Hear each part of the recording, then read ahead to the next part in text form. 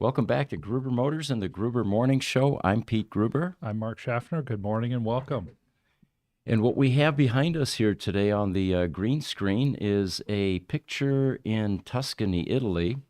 We're seeing the Mediterranean there looking west. And that particular day, it started off with a bunch of fog, which dissipated very quickly within like 10, 15 minutes or so. It was amazing how quickly it just went away. Then it looked like there was going to be a storm out on the water, and that also dissipated within a half an hour or so. But what we try to do is pick some really nice pictures that we're able to use as a backdrop, and some of the pictures that we've had most recently look like we're right physically there with a table sitting there, like that restaurant shot that we did. So I hope you enjoy it. Looks like we've got some questions starting to stream in. Welcome, everyone, first of all, TikTok, YouTube, Facebook, Twitter, and feel free to ask your questions. Let us know where you're coming in from, and we'll do our best to answer them.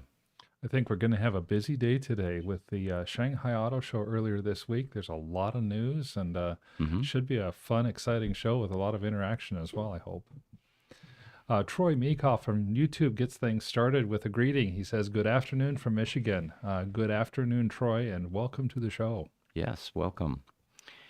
So first news item I have is the Cybertruck. Can we get some pictures up, guys, of the Cybertruck production facility in Giga, Texas? And these were just released yesterday, actually. You never know whether this was somebody on a tour that snuck in a cell phone and snapped this. It doesn't look like an official Tesla picture because it's usually choreographed a bit better than this. But Right. but what it looks like is there is a production area that is now designated as a prototype production area, and the Cybertruck is under construction. And let's see what else they say in this particular article here. It said that this is an early pilot line, and they have been established, and they're beginning to produce some Cybertrucks. This was, of course, the Cybertruck was also seen at the Investor Day. They had one there. That's right. In Texas as well. Looks like we've got some more people chiming in. There's one from YouTube, Alban BG Gulich. He says, "Good afternoon from Bayern." Bayern is Bavaria in German. Oh, And welcome. Yeah, it's probably late where you are, and we appreciate you joining us. on Facebook, David Karain from Ireland has joined us. Good afternoon, David. He says, "I have a quick question. I have a 2014 Model S 85, had a new battery fitted 2 years ago. What are some good tips to keep the battery in good condition?" Okay, so 2 years ago, it looks like you still have some warranty. What we recommend is use that supercharger only when it's necessary. If you're going on a trip, you need the extended range. Although it may be convenient and fast, supercharging or rapid DC charging does degrade the battery pack to some extent. So if you want maximum life, a good slow charge is the best way to do it. Typically, what we recommend is if you have a charger in your garage, plug it in when you get home, and by morning you'll have a full tank of gas. And if you can dial back the charging amperage, that may also help. Another thing that definitely helps with the batteries is remember the 20-80 rule. In battery speak, that means you don't go below 20%, and ideally you don't charge above 80%. It's when your batteries get below 20 and above 80% that heat becomes more of a factor. Either they're taking in the extra electricity, a lot more of it gets converted to heat, or when the battery is discharging below 20%, some of that electric draw, more of that electric draw turns to heat, and the heat is what kills the batteries over time. Very true. So it looks like we've got some more international visitors from Facebook.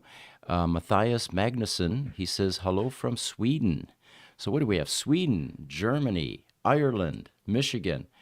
Excellent. It looks Great like international audience today. Love seeing that. You know, you were talking about the Cybertruck, and that's a great picture of their production line. Speaking of the news that's coming through the Shanghai Auto Show, there are other places and people making news as well, not least of which is Elon Musk, who has now announced a delivery date for the Cybertruck, finally. Um, this comes from the street. Elon Musk is delivering the Cybertruck around the end of the third quarter. He announced this just yesterday afternoon, talking to investors. He says that we're anticipating having a delivery event probably around the end of Q3. He didn't give an exact date, but Elon did later say that it would be close to the end of September. One thing he has said about the Cybertruck is that he says, I'm confident of saying that it's an incredible product. Cybertruck is going to be our next Hall of Famer, he says. Excellent. And if Elon was correct in his prediction, it turns out that you might be able to use this as a boat. Yes. If he's correct in his prediction, that's exactly right. You know, when they did give a little bit of details about how they're going to do the startup cycle as well. Very similar to what they did with the Model 3, where they're going to start kind of slow, do a soft start, as it were, making, you know, tens of Cybertrucks to start with per day, moving to hundreds, eventually moving to thousands. And along with that, they said that you know, it's going to be made in Gigafactory, Texas. So they've confirmed that. We've been talking a lot about the stamp machinery and stuff like that coming into Gigafactory, Texas. So we thought that that would be probably the case, and they have definitely confirmed that. And they're no longer taking orders outside of North America. Oh, why is that, do you think? The order book is full. It's full. It's full. And what do we have, like 1.5 million pre-orders already or something? Yeah, something like 1.5 million pre-orders. Investors are thinking that the Cybertruck is going to be the next cash machine for Tesla. Like the Model Y has really become their cash machine. It's a little bit higher end, but is hugely popular. Amazing. You know, a thought occurred to me with this potential for it being waterproof to the point where you can use it as a boat. It just occurred to me, we're not going to be able to buy any flood damage cars at auction, are we? Or any flood damage Cybertrucks? No, it's going to be a lot harder. Yeah. You know, they do talk about low center of gravity, their 0 to 60 speed. They do talk as well about confirming that the Cybertruck is going to have about a 3,500 pound payload capacity and be able to tow about 14,000 pounds. So that puts it in that heavy duty or high duty truck range, kind of like the Ford F-250 or the Chevy Sierra 2500s.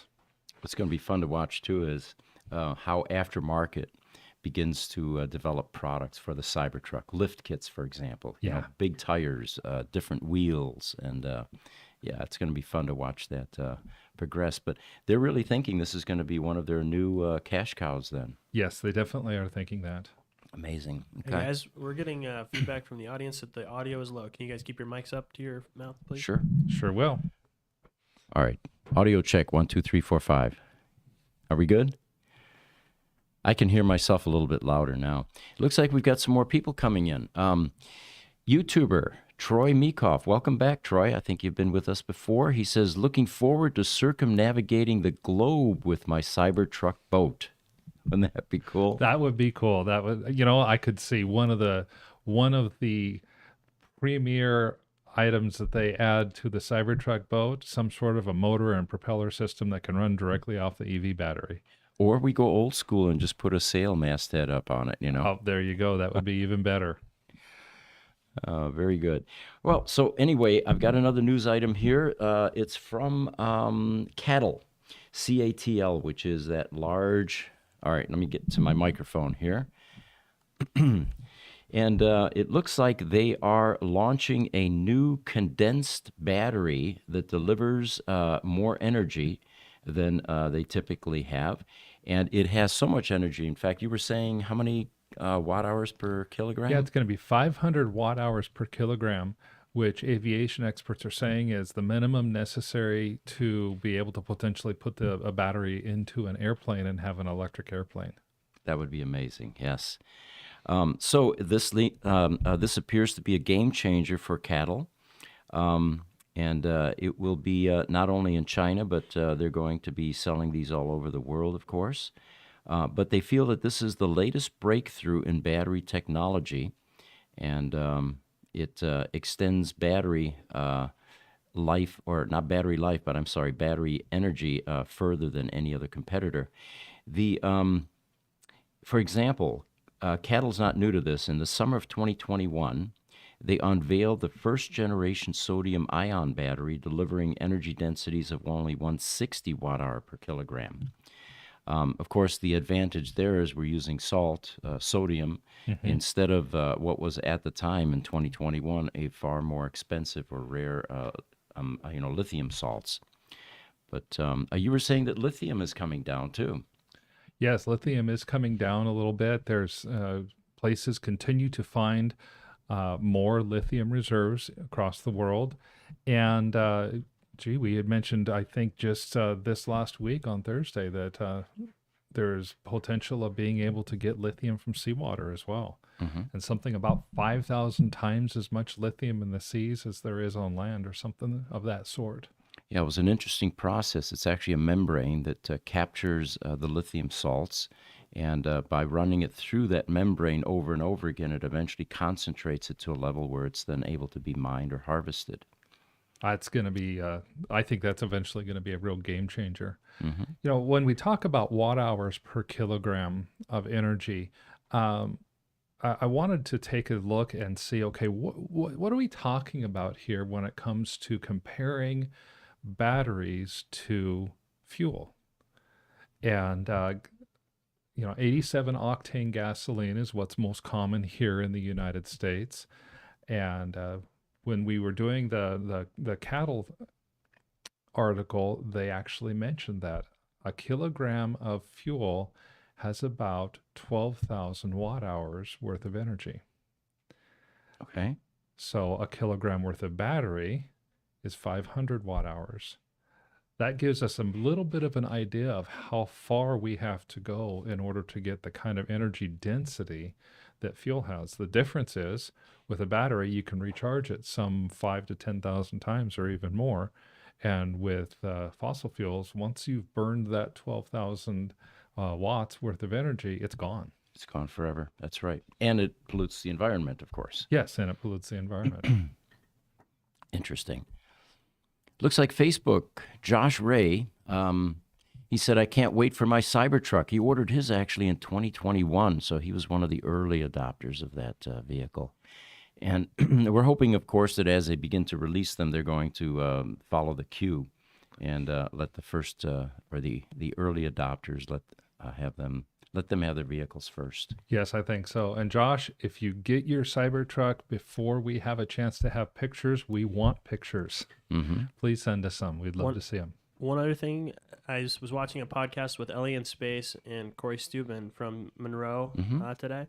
They're saying that they are going to try and buy one. So, Josh, if you want to sell it, they're willing to pay up to double the price. They said they really want to tear one down over at Monroe. That was my next comment was, I wonder how Sandy, if he placed his order early or whether he's going to try one, to buy one after the fact. That could get expensive, yeah. But he said that they have 5 people at Monroe that have reservations. So whoever gets theirs first, or if they find somebody else that will sell them one, they're going to get one as soon as possible. Very cool. Yeah, that would be quite a teardown, wouldn't it? It looks like from YouTube, Bion Danish Genome Institute joined us again. He says, me too, and he's talking about the circumventing the globe with the Cybertruck boat, it looks like. Yes. All right. So I've got a picture that, if we can pop that up, I believe, no, I guess I don't. I should have had that picture. There are some glasses, and I'm kind of deviating. We're deviating a bit here from the alternative energy theme that we normally have, but this is a high-tech type topic, so I thought we could squeeze that in. Apparently, there are some new smart glasses that are available. Some students from Stanford have come up with a pair of smart glasses that can display certain things on the screen. And I wish I had a picture of this. They look like really thick glasses, yeah. So what these guys came up with was glasses that display output of OpenAI's ChatGPT-4 large language model, and it would give the user a definite leg up during the next job interview or even on your next date. And I found that to be hilarious because I think on a job interview, especially a technical interview, very thick glasses like this are probably going to be an asset because it shows that you're nerdy. All Sure, right. sure. But on a date, I'm not sure it would work quite the same way. And of course, timing would be everything. You know, I don't know if the response, the appropriate response, is going to pop up on the glasses quickly enough, or whether the date will be able to see a little scripting on his glasses I got as it he there. is reading those. But I would love to see a practical application of these new smart glasses. But anyway, they say goodbye to awkward dates and job interviews. You know, as wonderful as these glasses are and as smart as ChatGPT is, I'm sure it's very smart. I've used it a little bit. I'm very impressed. Mhm. I know how hard it is to figure out ladies. And I do not think that ChatGPT-4 has enough experience yet to be able Yeah. to truly figure out the ladies. No, that's a good point. Yeah. Although there is a South Park cartoon that's circulating now where a grammar school kid is really frustrated because his crush, he's just not able to make any progress. So his buddy says, "Oh, well, stop texting without using ChatGPT-4. It will tell you exactly what to say." And suddenly this guy's a stud. His crush is now a girlfriend, and so it worked out fairly well for him. Those glasses were popped up there for a while, but yeah, you can see how during an interview you might get away with it, but yeah, on a date it's going to be tough. I definitely think so. We got one more image. Oh, we've got another one. There we go. This is an actual use now? Yeah, they were showing in the video before too. It was showing what it looks like when you're looking through it. Let me go back to the article. This is what you'll actually see as it's displaying on screen for you. Okay. So as you're talking to somebody, it's giving you the prompt. And then, of course, you might have a problem with the position of your eyes. Your date may feel that you're not looking them directly in the eyes. We have that problem all the time with the sunglasses, Yeah, yeah. Well, and if you're a guy and you're having to look down constantly to see the text, Yeah. that girl is going to misinterpret your intentions in all likelihood. Very good point. Very good point. Yeah. So, Facebook, Nunez JW has joined us again. He asks or says, maybe share what you know about EV bidirectional charges for Teslas at home. Well, Teslas aren't vehicle to grid yet. Ford actually took a step in the right direction with their F-150 pickup truck by converting that to vehicle to home. Mm-hmm. And what that means is that they put an inverter in the truck that converts the DC energy to standard AC, household AC, 120 and 240 volt. And we actually had a customer during Hurricane Ian in Florida a couple of months ago or so. They were facing power outages up to 3 days, I believe. And he had an F-150 fully charged in his garage. He ended up hooking his freezer and some of the other important electrical gadgets to his F-150 pickup truck and was able to survive and keep his food fresh for 4 days or 3 days or something like that. Vehicle to grid is definitely a great idea in that it does a number of things for you. It's a bi-directional path to that DC energy that's stored in the vehicle.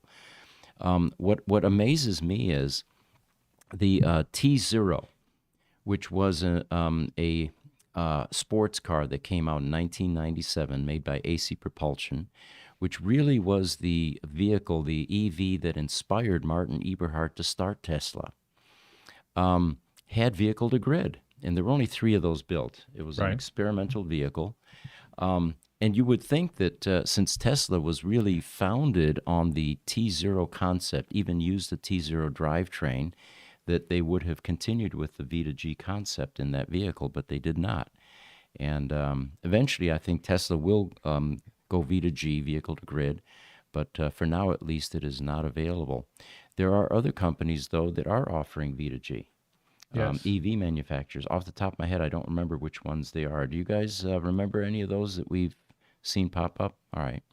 Well, I know that Stellantis, when they announced their Dodge EV, their Dodge Rev electric truck, is going to be a V2G capable truck. And I know that that's not the only one. Hopefully, the guys will be able to fill in some others there as well. I believe that in general, the cars that are coming out that have 800-volt charging capabilities with the Gen 4 chargers are coming in with vehicle-to-grid capabilities as well. Hold up some information here. There's looks like there's quite a few. So just to name a couple, we've got the Ioniq 5, the Nissan Leaf, the EV6, the Outlander, Mitsubishi Outlander, and that one's even a plug-in hybrid. So that one even has the vehicle to grid, which is interesting. And then of course Lucid, the Lucid Air has it as well. Well, thank you, Richard. Yeah, Thank you. quite a bit more than I thought of. And of course, the advantage is you can now use your car as a DC storage system for your solar system. Yeah, absolutely. Or you could jumpstart another EV and give it a charge. You know, there are a number of advantages to this. Interesting. So that's what we know at this point about V2G. And what's surprising to me is that Tesla has not caught on to this yet. I wonder if they're going to catch on to that with the Cybertruck. You know, they've talked about the Cybertruck being able to take in as much as a gigawatt worth of energy at once, similar to what the Tesla does. Yeah, I'm just pure speculation, but I wonder if that's going to be the case. All right, we have some more questions coming in. YouTube, Albin BG Gulich, he says, the inverter on my M3 version 21, question mark? I'm not sure what he's referring to. Do you guys? I think he's asking if the refreshed version of the Model 3 is going to have the V2G capability. Oh, V2L. Okay, there we go. It's a V2G is what we're talking about there. Yeah, we hope so. We hope that Tesla gets on board with this, considering all the other competitors that seem to have it already. I wouldn't be terribly surprised if the newer Model 3s and Model Ys that are coming out with the new 4680 battery packs end up with something like that. TikTok, Jake asks, do you have any videos going over the new Model 3 LFP batteries? One of the disadvantages that we have, unlike Sandy Munro and his organization, we see all the old stuff. So what Sandy's organization does, they buy the latest stuff and then take it apart. So that's not our business model, at least not yet. So, right. But yeah, I would go over to the Munro channel, and this is what they thrive on. I'm very interested to see how these LFP batteries end up over time. One of the interesting things I learned just this week is that the recommendation for charge rate or charge level on the LFP batteries is 100%. Really? Okay. It doesn't seem to have some of the heat property or heat characteristics that the current generation of lithium-ion batteries has, where if you're that 20-80-20 rule that I was talking about earlier this morning. And so even though the LFP is a little bit less energy dense, meaning that you get a shorter range, would you rather have a car that has a max range of 270 miles that you are recommended to always charge to 270 versus a car that has 310 that they only recommend that you charge to 260? Right. Yeah. Good point. And of course, having said all of this about battery technology, the landscape is changing so rapidly. We have no idea what's going to be stuck into these cars within the next 3 to 5 years. There's so much new technology coming along. Right now, LFP looks pretty interesting, but then, of course, the sodium ion and Yes. And the Amprius concept, and then we have graphene batteries, and yeah, it just goes on and on. You know, lots of sodium ion. I'm sorry, not sodium ion. Lots of LFP capacity in factories being built or being announced here in the United States. That's because of the push for electric cars to have batteries that are manufactured or made in the USA. These LFP batteries typically don't require nearly the level of cobalt and nickel. As a result, it's easier to make them in the United States because China controls most of the cobalt and nickel raw materials in the world. Interesting. Got a question from TikTok from Gary Malik. He said, how would Gruber improve EV cars and trucks? Well, that's a good question. I think the manufacturers are doing a pretty good job staying current with technology. Do you have any ideas how we could even improve that further? Any suggestions that we may offer? Implementing the 48 volts as quickly as possible for the low voltage interior, I Good think would point. be a great improvement for EV cars and trucks, even ones that are out there now. I think moving to LFP batteries is going to have a huge impact when it comes to safety, because the LFP is much less flammable than the LiPo batteries that are out there right now. Those are two that I can think of right now. That it's not so much brand new conceptual things as it is taking some of the current technology and implementing them. Those are two of my favorite things that are coming up. You know, my suggestion would be for manufacturers to improve the EV space would be standardization. If we can get the manufacturers to agree on a battery system Yeah. and then make it cross-compatible between brands, it would invite aftermarket, and suddenly the prices would come way down. Everybody's got their own unique proprietary design, and that's very costly because you can't ever scale properly. And then, of course, aftermarket is constantly waiting for an opportunity, nervous as heck because, you know, if okay, yesterday it was lithium ion, today it's LFP, tomorrow what is it going to be, and who's Right. going to develop the production capacity, knowing that by the time you get done building your production lines, that concept and technology may be obsolete. Sure, that totally makes sense. What makes sense more? Build one LFP plant that can build standardized battery modules for 15 different brands, or build 15 LFP plants. Yeah. And then in addition to standardization, a range of options like we did in critical power 30 years ago, where we put scalability into the product.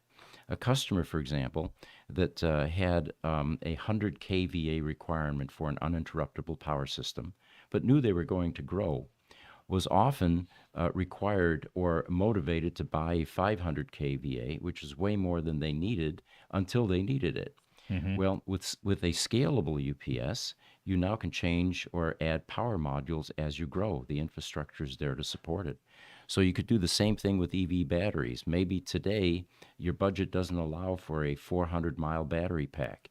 All you can afford is 200, but you can always add that 200 later on if it was a scalable option. Sure, and if your power electronics module in the car wouldn't really be big enough to handle all 400, great, fine. You have 2 or 3 different PEMs sitting in the car. All 3 of them have not only the ability to take on the larger capacity battery, but they become automatic failovers as well. If one PEM starts to blow, it simply gets shut down, and the other 2 PEMs pick up the load. It's brilliant. In the UPS world, we call that N+1 redundancy. Yes. So uptime is 100% because if you lose a power module, by the way, the power module in a car, in an EV, is a 3-phase inverter, which is the same thing that's in critical power equipment.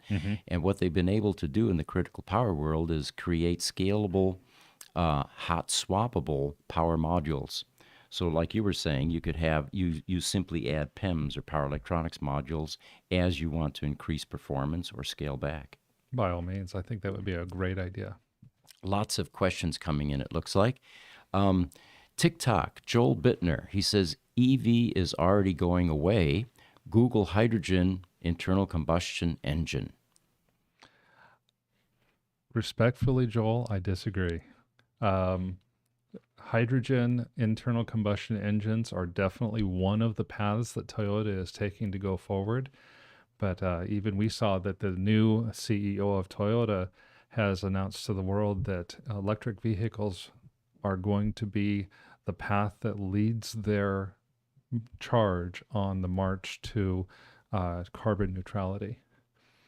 You know, the other thing, Joel, and I truly respect your opinion and your prediction on this, but EVs are coming down in price, and that downward price pressure is going to make it very difficult for anyone to continue with a hydrogen drive system. But we'll see. I'm in favor of both because both are essentially emission-free transportation. Right, right. And what we don't know yet, if you take a look back 25 years, everything in the world was Windows in technology. Everything was Microsoft. Microsoft had a monopoly. Nobody's ever going to beat Microsoft. This little upstart company that ran on Microsoft Internet Explorer put out a search engine for free and started to build their own little empire by simply changing the game. They said, well, why does everybody have to buy Microsoft? We'll just give away our own spreadsheet program, our own word processor, but they have to run it on a browser. And that way it doesn't matter if you're running Microsoft or if you're running Unix or if you're running Macintosh. It's all on the Google browser. Mm-hmm. And Google's now an empire as well. They just simply changed the rules of the game. Same thing could happen here. It could be that the true technology winner in the future is neither electric vehicles nor hydrogen. Maybe it's solar. Maybe something happens with solar and we can get away with a 20 kilowatt battery and a solar panel on the top that charges the car as it drives more quickly than the car can use electricity. We just don't know yet. Yeah, and it's coming rapidly. It looks like TikTok, Gary Malik, welcome, Gary. He says that he has a friend that works at Mercedes and all the EV customers are returning the cars. They are not happy. I'm unaware of Mercedes having technical problems, but it looks like there's some insider information available I'd there. be very interested to find out more about that. I know our experience has typically been that people are excited to have their EVs, and they have unique problems. They have some of their own unique things. And it looks like we've got some of the visitors chatting amongst each other. We'll share another one from TikTok. Jake says, in response to Gary's comment about Mercedes being unreliable, he says that's because Mercedes are insanely unreliable, not because they are EVs. Which surprises me. The brand, a Mercedes, was always one of the hallmarks of quality and dependability and luxury. And it doesn't surprise me greatly, though, because a lot of these OEMs were blindsided by the speed at which EV adoption took place. And as they're scrambling to attempt to remain relevant and get into the EV space, they've got to be cutting corners, getting their product out. Oh, I'm sure they are. I'm sure they are.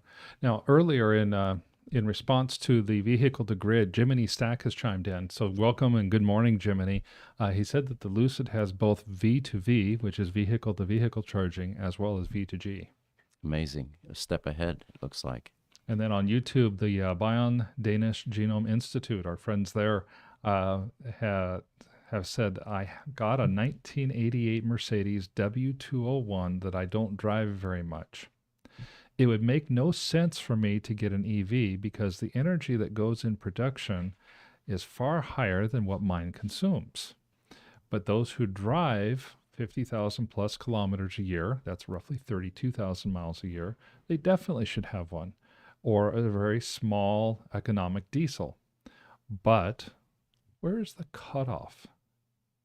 Is it somewhere between 10 and 20,000 kilometers? Is it higher? Is it lower?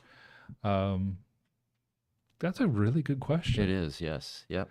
I don't know where the cutoff is for sure. It's here in the United States, especially in the Western United States, we are a driving culture much more than many other places in the world.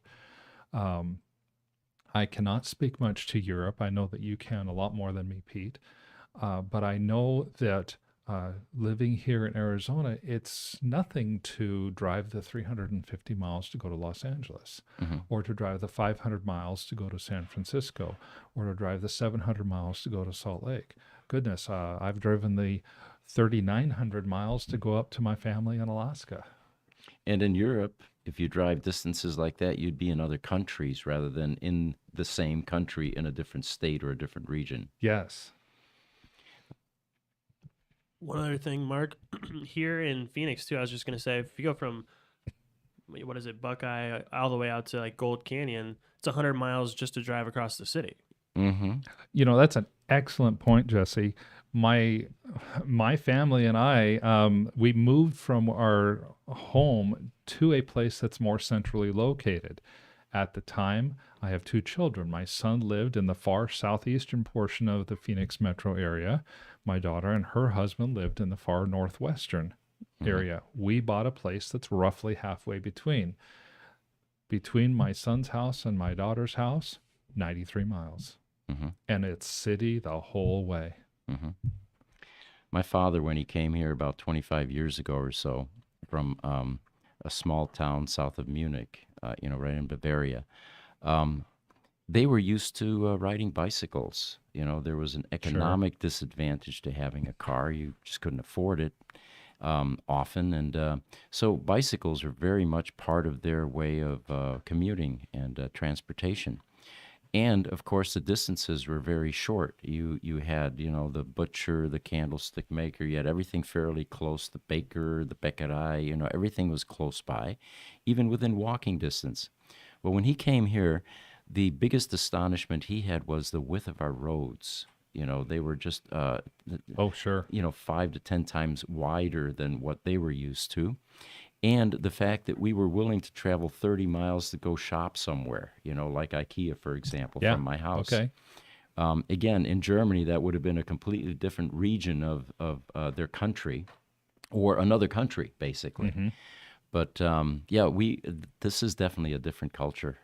So getting back to the question, I still don't know if we have a good handle on miles, but it is going to be a cultural thing as much as anything. Mm-hmm. Looks like TikTok. Gary Malik asks, how can you grow Gruber to a huge company like Autozone? We are going to need professionals to service EVs. This question we get asked a lot, and we promise we're going to have some frequently asked question videos eventually available. But the problem that we have here in the independent EV space is, unlike the OEMs, who have parts available and can basically do module swapping, the skill level that's required for the type of mechanics and technicians and engineers that we have is on a completely different level. We have to open things up, troubleshoot down to component level, and do root cause analysis. And that requires a completely different set of skills than somebody that takes a black box and mounts a new one inside a car. So the difficulty we run into is being able to find people that can do this type of work. Otherwise, we'd be scaling left and right. If you look back at the EV landscape, we've been talking about the rapid change. Our specialty is working on EVs that are more than 5 years old, and in most cases are more than 8 years old, because most battery warranties go 8 years. It's 2023. If you go back 8 years, the entire marketplace that we have to deal with consists of 2,500 Roadsters, and consists of, as of this year, probably about 60,000 Model S's. Mm-hmm. There are no Model 3s, there are no Model Ys, because that's the space that is out of warranty and really our ideal customer. Now, the market is growing exponentially, but in order to be able to grow and scale, we got to let the market mature just a little bit more. Mm-hmm. Good point. TikTok, Gibson. I've got a Chevy Volt that's 3 years old and needs a $25,000 battery. Now what? I don't know of any shops, at least in our area here, that are able to repair Chevy Volt batteries. But the other solution to changing a $25,000 battery is to find a shop like ours that is able to open it up and find what's wrong.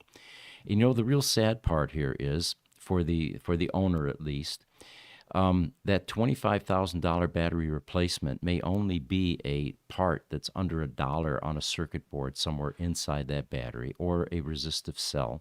Now, getting to it, of course, is a challenge, especially with the Tesla Model S, where you have to peel it open like a sardine can and somehow save the lid, because you've got to reuse it to make it waterproof and to be able to put it back together. But this is exactly what independent maintenance will eventually evolve into, because there's a financial incentive here, lots of business that's available, and it wouldn't be hard to compete with an OEM that gives the customer a $25,000 replacement option for a car that's worth maybe even less than that, versus a competitor that's able to open the pack and fix it for $5,000 to $10,000. Yeah, excellent point. Excellent point there.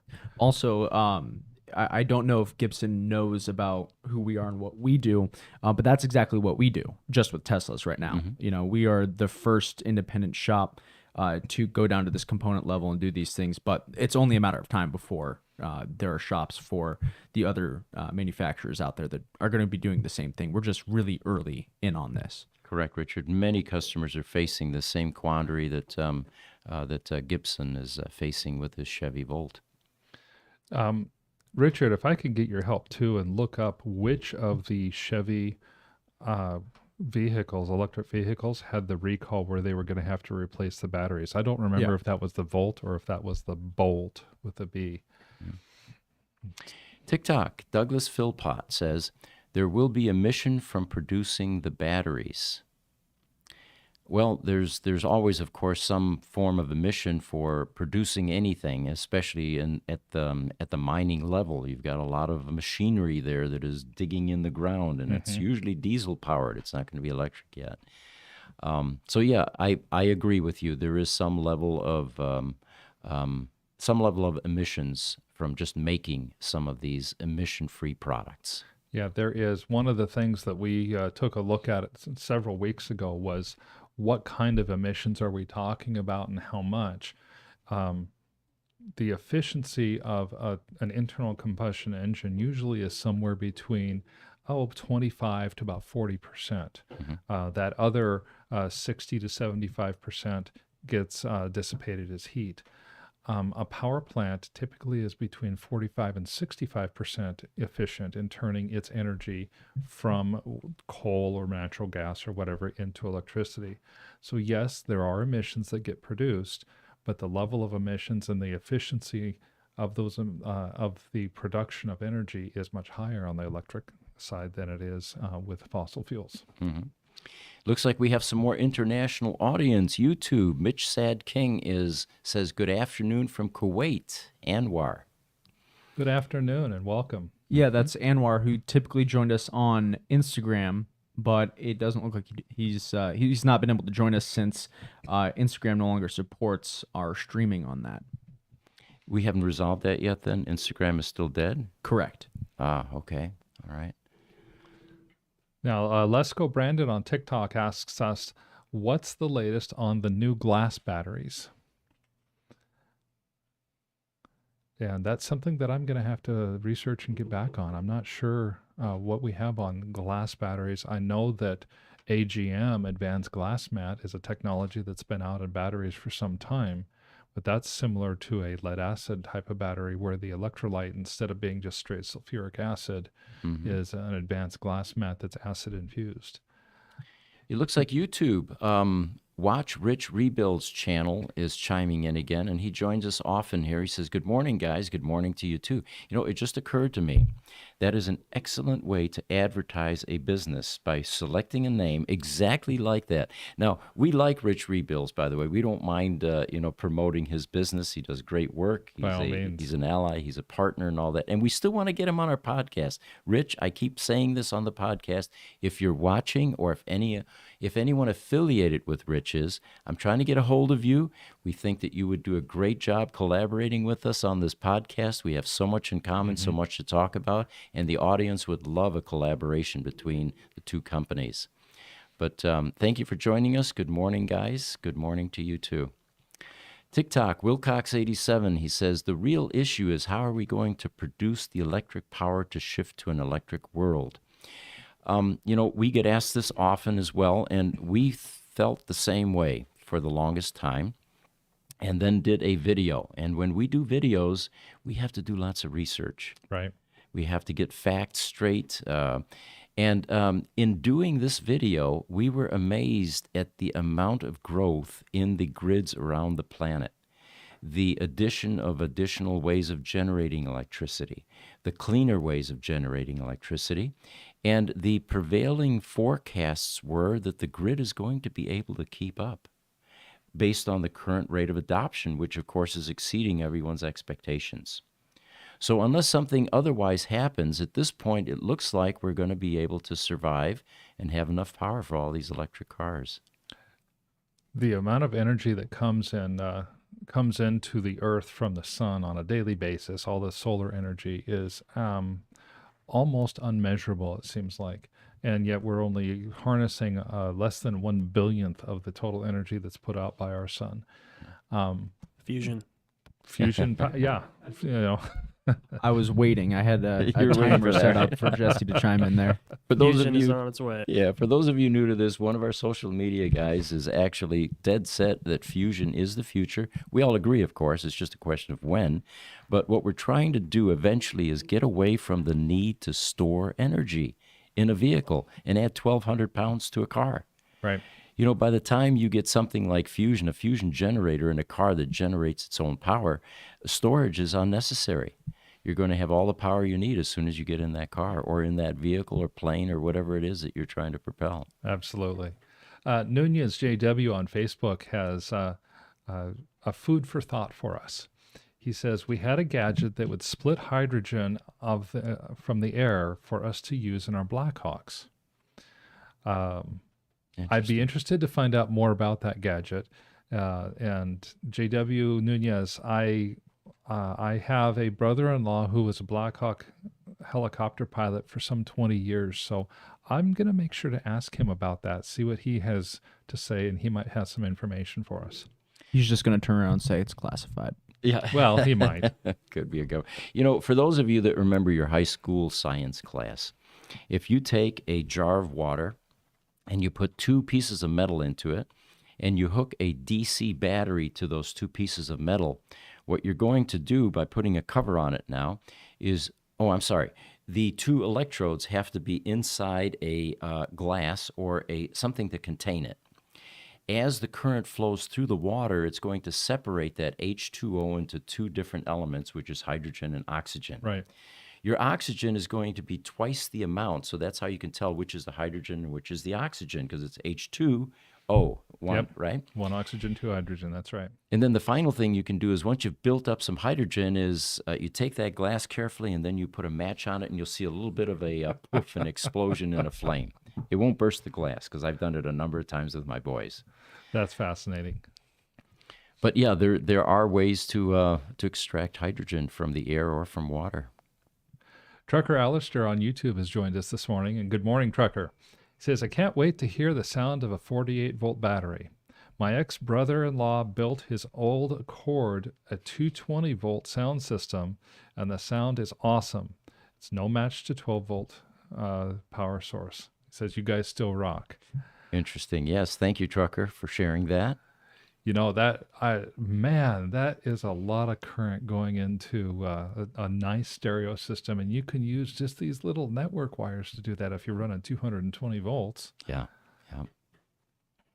And then Bion Danish Genome Institute on YouTube has a follow-up about the mileage.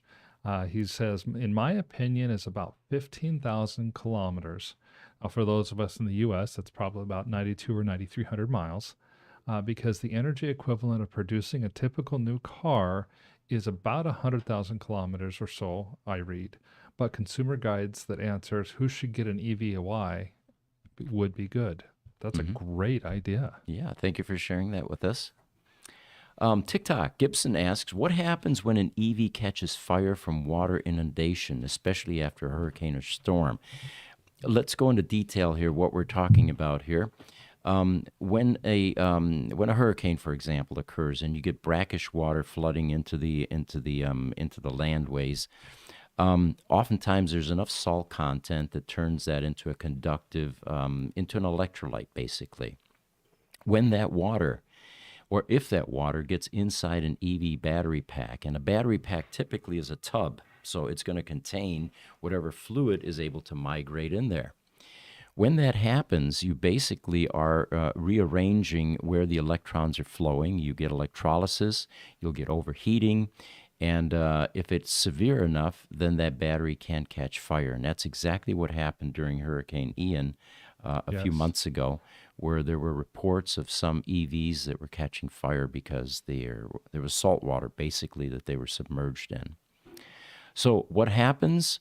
Well, you have a fire. And when the fire department shows up, they should be putting lots of water on it, even though it's already in water, right? Yeah, to that's cool right. it down and hopefully, extinguish it. But until we get better battery chemistries, this is going to continue to be a problem.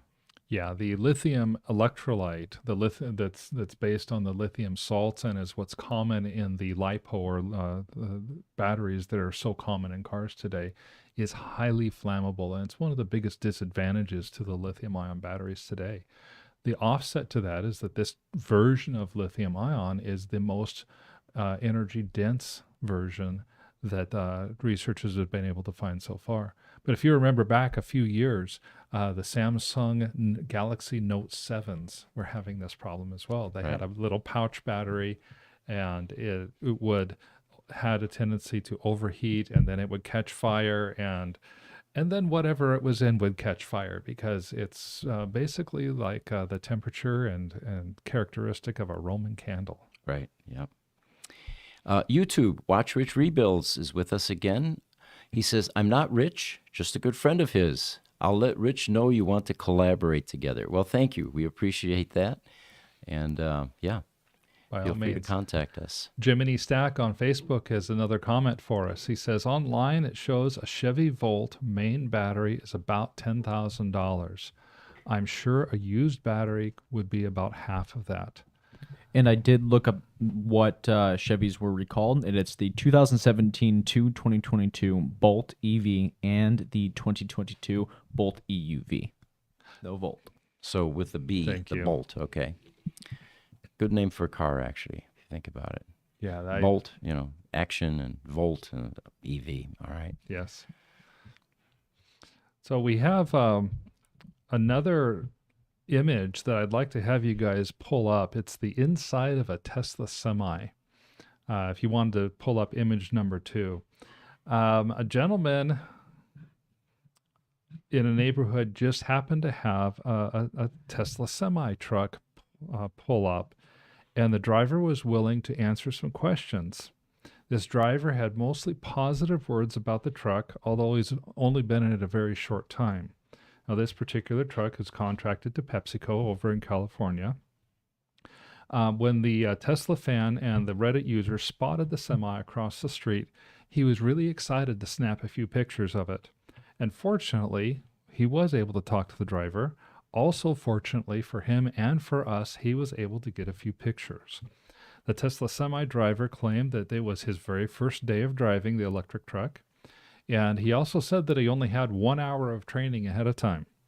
Now, while that might not seem enough, the driver did have his commercial license. And so, if I'm driving a Ford, how much time does it take me to learn how to drive a Chevrolet? Not really very much. It's the same type of concept. The driver did say he was not trained on Tesla Autopilot, however. And but in terms of the Tesla Semi itself, this driver said he was very happy with the smooth ride, but he was struggling a little bit with the Tesla app. I thought that this picture, this one especially, just fascinating. Your driver is sitting absolutely in the front center. The Tesla appears to have about a 500-mile range. It's using the older style cloth seats that Tesla is no longer making for their cars. Now, if you want to flash the other Semi picture, you're going to see that there's a jump seat in the back. So the Tesla Semi picture 1. And I just thought that was fascinating to be able to have somebody be able to get a little bit of information on these Tesla Semis and kind of see from the inside what they look like. Most of the comments on this Reddit post were extremely positive as well. People saying, wow, this is basically a Model S steering wheel. The Model 3 and Model Y sticks for blinkers and for cruise control and things like that. And just wish we could have cars that were as nice and open and as easy to go with as this. Mm-hmm. You know, the first comment I made about the center seat inside that semi, I come from a generation where hitchhiking was quite popular. And it looks like they have a jump seat there, so he could actually pick up a hitchhiker if he chose to do so. By all means, he could. Now, for our TikTok viewers, unfortunately, we don't have the ability to show pictures yet. Gary Malik on TikTok is saying he's not seeing the pictures. So I'm going to encourage you go back and you can watch this podcast either on YouTube or Spotify or Facebook, because we do save it and we do copy it over to Spotify. And then you'd be able to see the pictures and get the full experience. And for the live sessions like this, when we do have a picture up, if you switch over to YouTube, you'll be able to see all of the images that we pop up. That's exactly right. Wilcox87 on TikTok also gave us a potentially good idea here. He says, to prevent water intrusion into the battery compartment, why not pressurize the battery compartment with something like nitrogen? That's a great idea. I think the reason the manufacturers don't do that, although that would be a solution as you create positive pressure inside the pack, is because water intrusion or any of these types of anomalies are pure aberrations. They're very infrequent. They are, out of the hundreds of thousands that they build, there are very few that actually end up with this problem. But it's interesting that you mentioned that, because one of the things that we do after we repair a battery pack that we've opened up and done a root cause analysis on, we actually do pressurize it, and we check to see what the decline or the decline in pressure is, to make sure that we don't have any leaks. So we do the reverse of what you're suggesting there, to try to make sure that we don't that it is a sound repair. It would seem like with something that large, it would be extremely difficult to keep it under pressure as well. For example, I know this is kind of extreme, but the airplanes, the commercial airplanes, they're pressurized. Cabins are pressurized. We have to be able to survive when we're flying at 30,000 feet, but they're typically only pressurized to 6 or 7 psi, and that's simply because the size of what you're trying to pressurize is so large that 7 pounds per square inch becomes a massive amount of pressure overall that you're trying to deal with. I would think the same thing would hold true with these batteries. Even if you're going to 2 pounds per square inch, well, 1 square foot is 144 square inches, which is 288 pounds of pressure, and these batteries are 4 feet wide and 7 feet long. So let's just do the math. All of a sudden, you realize that you're dealing with 3 or 4 tons worth of overall pressure on that lid trying to open it up. Interesting point. Thank you. So YouTube, it looks like we've got a visitor, another international visitor. Martin Fisher says, good evening from Davos, Switzerland. Today has really been an international audience. I think that's probably the 6th or 7th one from various parts of the world. Yeah, that's fantastic. It looks like we have, what was it, U.S., Sweden, Switzerland, Ireland, Kuwait, Bayern. Or Bayern. Yeah, you get that. It's hard for you to say, isn't it? Yeah. You guys, just so you know, we are at 1 hour, 3 minutes, and I wanted to say something about the back of the Tesla Cybertruck real quick. Yeah. I'll pull up a video for you guys. That 500-mile range you're talking about is fully loaded, and it is actually fully loaded 2,000 pounds more than a regular semi. And look at how easily this Tesla semi passes a regular semi going up a 6% grade. You'll see it right here. Just going right past them like it's nothing with 82,000 pounds of concrete barriers. Amazing. Wow. You never see semis passing that quickly, do you? Because they're basically the same limitations, Oh my gosh, 6% fully loaded. I'm thinking if it's a semi on a 6% fully loaded, you're running usually about 35 miles an hour max. Yeah. That power output is insane. It's Good job. Crazy. And you can get a 70% charge on a Tesla semi in 30 minutes, so probably about 40 minutes to fully charge it from completely dead. Yeah. The amount of time they save on how much faster they can drive up hills and things like that easily makes up for that charge Amazing. time. And I saw the concrete barriers on that, the payload on that truck. That had to be really heavy. Yeah. YouTube, Heinrich at Connected Health Training from Ireland is listening. Welcome, Heinrich. And then we have YouTube, Watch Rebuild's channel. He says, I'm watching from my couch. Love seeing you watch from your couch, Rich Rebuild's channel. Thank you. We're going to have to get ourselves, if Rich has podcasts, we're going to have to watch Gruber Motors, and put some comments on there. All right. Are we going to wrap at this point, do you think? All right. We appreciate you guys joining us as always. Next week we'll do Tuesday, Thursday again at 10 a.m. That's the general EV broadcast or podcast. And then Wednesday we have the Tesla Roadster podcast, which is unique to the Roadster community, although anyone can chime in. The guest that we were going to have this Wednesday in Germany, turns out because of time zone differences and a plane that he had to catch at 6 a.m. in the morning, which would have put him out 2 a.m. with our podcast, he was falling asleep at his desk.